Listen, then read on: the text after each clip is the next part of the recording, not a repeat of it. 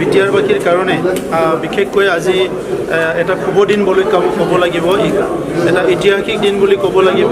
আমি আজিৰ দিনত অসমত 7খনকৈ কেঞ্চাৰ হস্পিটেল অপেনিং কৰা হৈছে।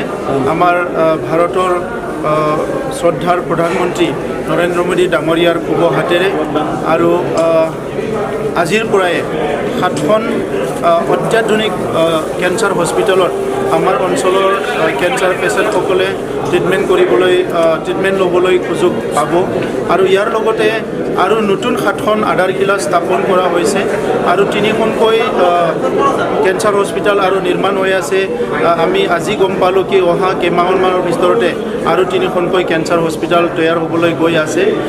এটা সময় আছিল যে কেঞ্চাৰ বেমাৰ হ'লে আমাৰ মানুহবিলাক হতাশাত ভুগিছিলে আৰু আশা বাদ দিছিলে যে এইজন ব্যক্তি পুনৰ জীৱিত হৈ থাকিব বুলি। আৰু যিসকলৰ টকা পইচা আছিলে সেইসকলে বম্বে টাটা মেমৰিয়েল বা বিভিন্ন জেগাত চেন্নাই বিভিন্ন জেগাত গৈ পেলাই ট্ৰিটমেণ্ট কৰিছিলে।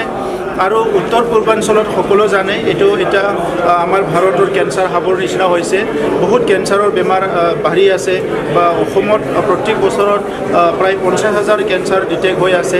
চ' এনেকুৱা এটা সময়ত এনেকুৱা ইমান ডাঙৰ এটা মানৱতাৰ কাম আজি হৈ উঠিল। ইয়াৰ কাৰণে মই প্ৰথমতে প্ৰধানমন্ত্ৰী ডাঙৰীয়া, ইয়াৰ পিছত অসমৰ মুখ্যমন্ত্ৰী ডাঙৰীয়া আৰু বিশেষভাৱে টাটা ট্ৰাষ্টক ধন্যবাদ জনাইছোঁ। আজি ৰতন টাটা ডাঙৰীয়া তেখেতে নিজে উপস্থিত আছে এই উদ্বোধনী কাৰ্যসূচীত। আৰু টাটা ট্ৰাষ্টে বিভিন্ন বিষয়ৰ ওপৰত যেনেকৈ কাম কৰি আছে, ইয়াতকৈ অধিক মানৱতাৰ কাম হৈছে এই কেঞ্চাৰ হস্পিটেলখিনি।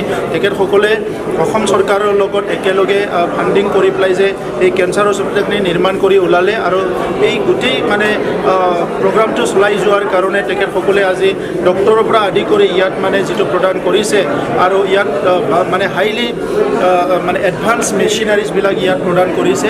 ইয়াৰ কাৰণে মই ধন্যবাদ জনাইছোঁ। আৰু বিশেষভাৱে বিটিআৰবাসী হৈ পেলাই আজিৰ দিনত আমি অসমৰ মুখ্যমন্ত্ৰী ডাঙৰীয়াক আমাৰ এই যিটো বেচৰগাঁও কেঞ্চাৰ হস্পিটেল এইটো নিৰ্মাণ কৰাৰ কাৰণে আমি স্পেচিয়েলি ধন্যবাদ জনাইছোঁ।